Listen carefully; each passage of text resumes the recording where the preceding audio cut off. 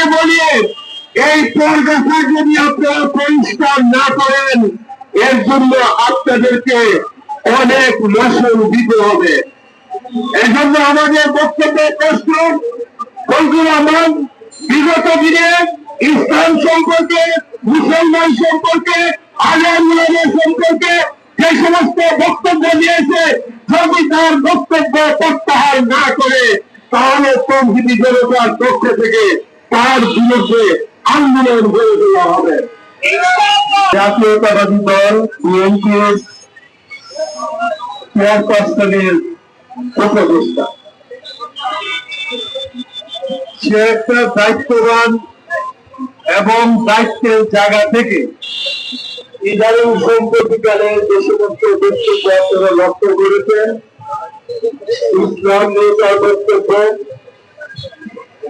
এবং আলেম ওলামাদেরকে নিয়ে তার বক্তব্য, এমনকি আমরা গত জুলাই আগস্টের যেই আত্মত্যাগের মাধ্যমে নতুন বাংলাদেশ পেয়েছি, তার বক্তব্যের মাধ্যমে তাদের মধ্যে বিভেদ সৃষ্টি করা হয়েছে।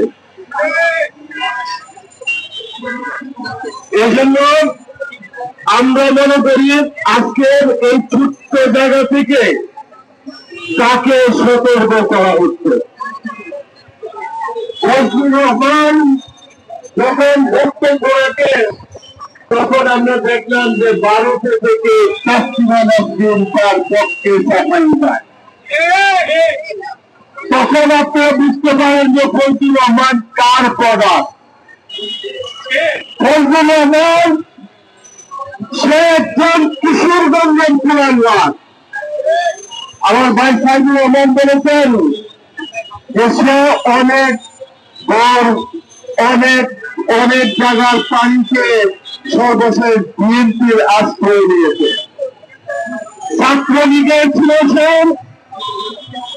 আওয়ামী লীগের ছিল, কৃষক শ্রমিক জনতা লীগ সেখানে এসেছিল, গামছা মার্কা নির্বাচন করেছে, এখন বিএনপিতে এসেছে।